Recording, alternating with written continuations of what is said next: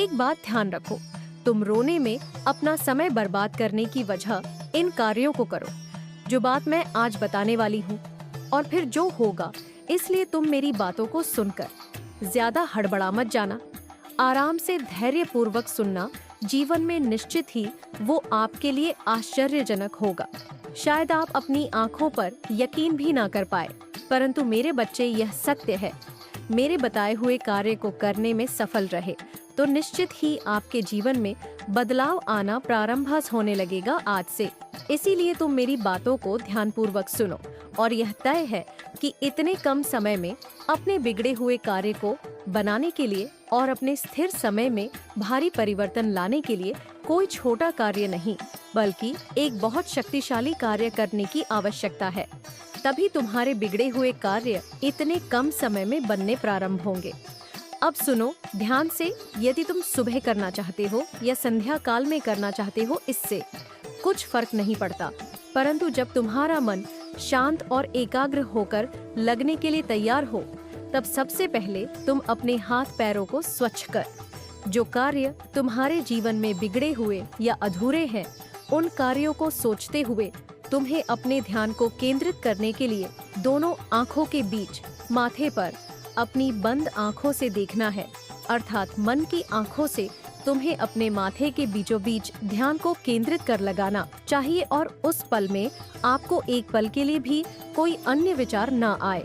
आपको अपने अंदर की शक्ति को जागृत करना है और यह दृढ़ निश्चय लेना है कि कुछ भी हो जाए, यह कार्य मैं कर लूंगा। यह ध्यान केंद्रित आपको कम से कम 3 मिनट के लिए करना होगा, क्योंकि जैसे ही अपने दिमाग के अंदर ये शक्ति बार बार बोलकर तुम उत्पन्न करोगे, मेरे साथ साथ प्रकृति भी तुम्हारी उस कार्य को पूर्ण करने में सहायक होगी, और आज से ही तुम्हारा वह अधूरा कार्य पूर्ण होना प्रारंभ हो जाएगा। तुम्हें साधारण आंखों से भले ही न दिखाई दे, परंतु नॉइज धीरे धीरे आज से ही प्रकृति में विद्यमान शक्तियाँ उस कार्य को पूर्ण करने के लिए एकत्र होने लगेगी। धीरे धीरे तुम्हारे दिमाग में उस कार्य को पूर्ण करने के लिए ये प्रारंभ हो जाएगा। कुछ समय पश्चात तुमको स्वयं ही आंखों से दिखेगा कार्य पूर्ण हो रहा है। और मेरे बच्चे, इस बात को तुम साधारण मत समझना, क्योंकि यह बिल्कुल सत्य बात है। मैं तुम्हें वचन देती हूँ, मेरे बताए हुए कार्य को शांति और धैर्य से लगातार यदि तुमने 28 दिनों तक किया, तो यह निश्चित है कि जैसे कि तुम आज से यह कार्य प्रारंभ करोगे, आज से ही तुम्हारी समस्याएं समाप्त होंगी। मेरे बच्चे, मेरी बातों को सुनकर के अपनाना है। तुम्हें अपने मन में सोचना है, यदि तुमने कभी कोई गलती की है तो तुम उसकी माफी तुरंत उससे मांग लो, क्योंकि संसार में हर इंसान सम्मान करना बहुत ज्यादा जरूरी होता है। दूसरे को इज्जत देने से स्वयं की इज्जत भी बढ़ जाती है। संसार में हर व्यक्ति को स्वतंत्रता बहुत ही प्यारी होती है। इसलिए मेरी आज बताई हुई बातों को भूलना नहीं है। ध्यान रखना है कि इस वादे को तुम कभी भी मत भूलना। जीवन में कितनी भी कठिनाइयों का सामना तुमने किया है या तुम कर रहे हो, परंतु आशा नहीं छोड़नी किसी चीज की, किसी बात की, क्योंकि यही आशा की किरण तुम्हें तुम्हारी मंजिल तक पहुंचाएगी। और मेरे बच्चे, जीवन में चाहे कितनी भी बड़ी समस्या हो, तुम्हारे एक समय ऐसा होता है बहुत ही शक्तिशाली है, जो कि बोला जाता है उसका प्रभाव आपके जीवन पर पड़ता है। मेरे बच्चे, मेरा आशीर्वाद सदैव तुम्हारे साथ है। जय माँ वैष्णो। मेरे प्यारे बच्चे, यदि तुम मेरे संदेश को पढ़ पा रहे हो, तो निश्चित ही तुम्हारा वह समय आ गया है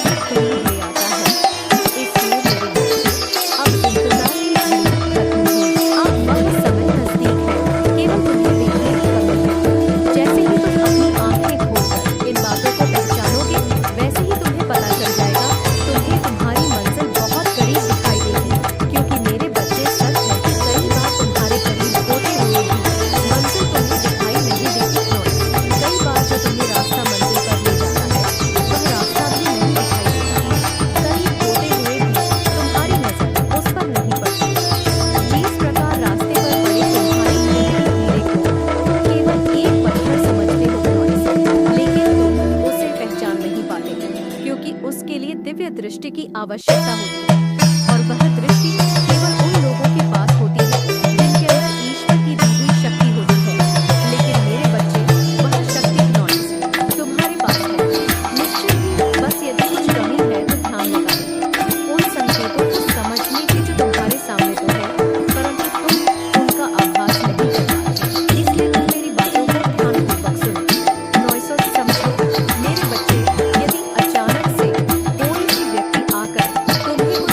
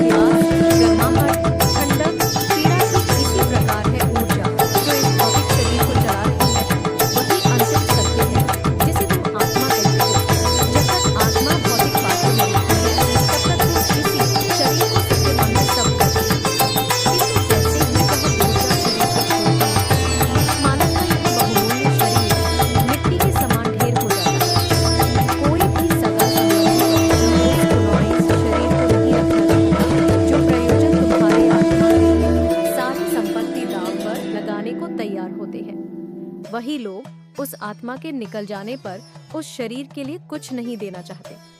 यहाँ तक कुछ दिन भी उस क्नोइस शरीर के साथ नहीं रह सकते। आत्मा रूपी ऊर्जा के निकलते ही वह इस भौतिक शरीर को ठिकाने लगा देते हैं। अब तुम ही उत्तर दो, ऐसे तुम जिस मार्ग पर हो वह तुम्हें परम सत्य से जोड़ रहा है। उसे अंतिम सत्य को प्राप्त करना तुम्हारा अंतिम लक्ष्य है।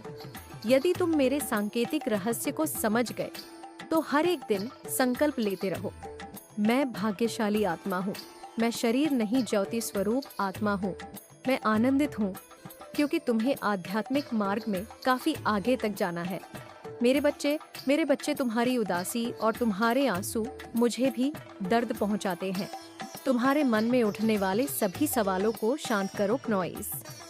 मैं तुमसे वादा करती हूँ तुम्हारे दिल से निकली इच्छा मैं अवश्य पूर्ण करूंगी।